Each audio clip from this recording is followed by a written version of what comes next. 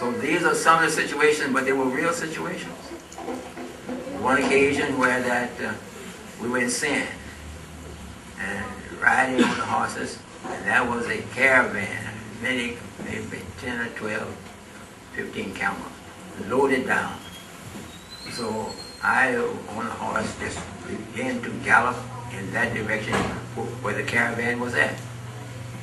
So then after stopping and turning around and going back, he said, so you're fortunate. He said, because that was a smuggling organization. They were smuggling wheat to India. And when they meet a lonely rider like that coming towards them, what they generally do is just shoot him off the horse and just keep on going. There's no question that. Just see him coming wherever he is, just shoot him down. So you're fortunate to get shot down. During that time that he was riding in a jeep, and all the men was on horseback. So now whoever could keep up with the jeep on horseback was the one who had the conversation. So I had this horse, and the horse was just, whenever he stopped, he'd tell somebody to take the horse and walk. It was just white with foam. I just riding. But I was keeping up with the jeep. So when we stopped, he would tell one of the workers, take Rashid horse and walk so it don't become stiff. Or it been foaming. Now, he was to inspect the fields, because the movement had fields, the agricultural field like that. Now they had all on the side beautiful crops, all over, beautiful green crops. So then Khalifatul told the driver of that jeep, go up into the middle of the fields. He didn't look at he didn't look at the borders. He had the jeep to go way up in the middle of the field. In the middle of the field they hadn't did nothing. Just wasting, he said, look, just wasting the land, just trying to fool me like this. So there they had the inspection. He knows this. He said, no, I'm going to inspect it. Look what they do. He just said.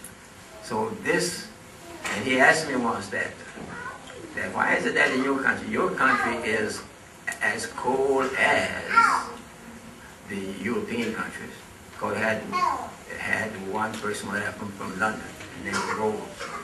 Now, they always want money to go to a hill station, Murray and places like that. And you never ever want to go there. I said, well, it's a rule that I think they might come here to be comfortable, but I come here to learn.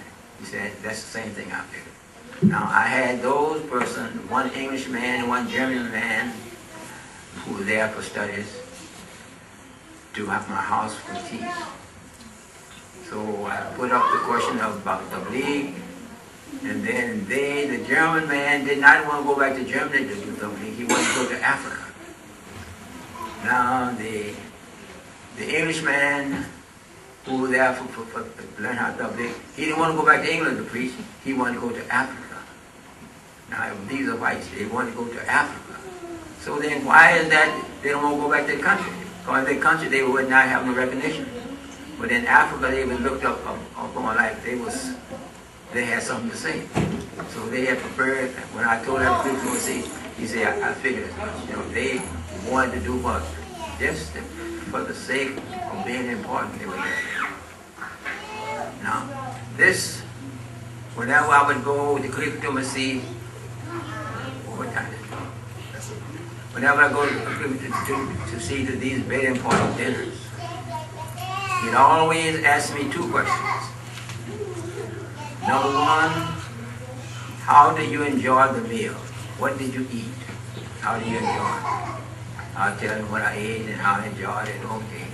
The next question he asked me that, who did you talk to? When I tell him who I talked to, oh, you talked to him. He's already Ahmadi. And I came to know what? When you go to this place, you don't go there to talk to one another. You go there to preach. And that's what I learned, and that's how I learned it. You don't go there to talk to them. Why are you talking to the people who you meet every day about Ahmadiyya? You go there to talk to people who don't know nothing about Ahmadiyya. Hopefully that you'll be able to change their opinion about it. So this was the question that he would ask me. Now once that I asked the Khalifatul Masih that about the Laylatul Qadr. In fact, he asked me that, what did I do in school today? I told him that the class was about the Laylatul Qadr, and that is, to say, okay, what do you know about it? He asked me what I knew about it. I said, well, on the 25th, 23rd, 25th, 27th, 29th, they on odd numbers that you get up and pray, and you have the lighter two colors there, then you're able to pray, and all your prayers will be answered. He said, who told you that? I said, my teacher. Name A.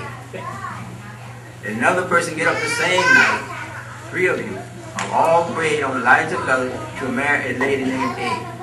Now tell me, you tell me, how can that prayer be answered? How can 3 men marry one lady named A? And so your teacher told you all wrong. Now when the teacher found out that I had told and called his name who my teacher was, now he don't want to teach me no more.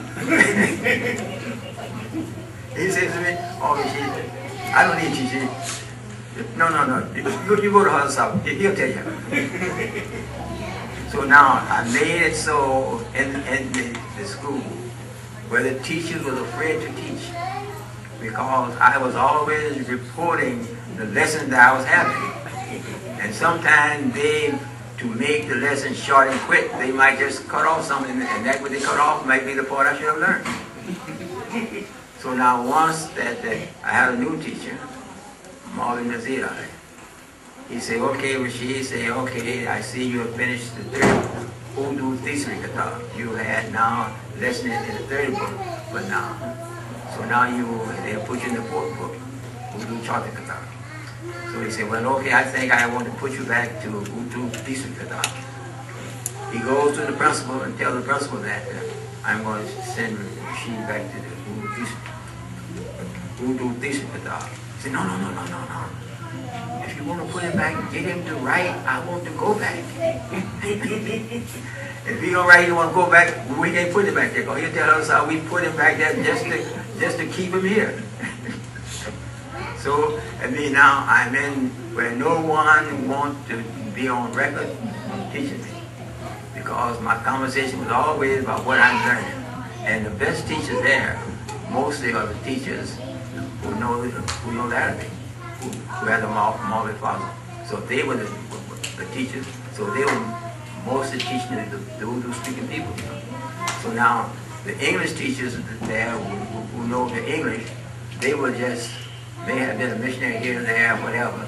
So they were not as good as the other ones. So then my days in the Jamia was really difficult. Because no one wanted to take no time with me.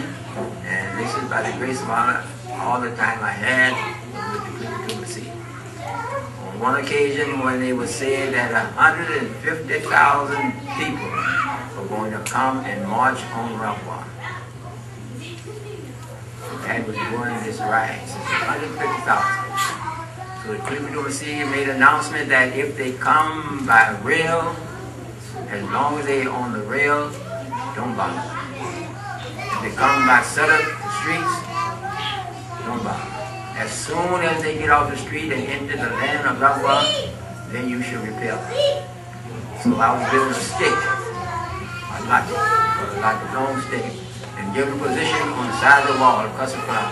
If anyone trying to come across this wall, you got to make sure they don't deal with that. I got a stick. I wrote an application for a gun. He said no. I said, how do you know how to use a gun? No, you can't have a gun. They gave me a stick. But anyway, we had, but the 150,000 who they thought was going to come, they did not come. Okay, so I've talked enough, so hopefully that you've understood something that I said. Jazakallah, thank you very much. I think before we'd like to follow it up real quick. This will only take a few minutes. Rashid Saab's permission. We have a video. This video got to be at least about 60. We asked Rashid Saab. This is a video of Rashid Saab and Khalifatul Masih Sani, Hadhrat Musleh.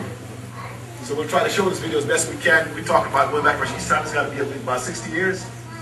This video got to be about 60 years. Yes. So this video. 50. What year was it? Maybe 48, 49? 49, 50. So here's a video. We'll ask Rashid Saab to point out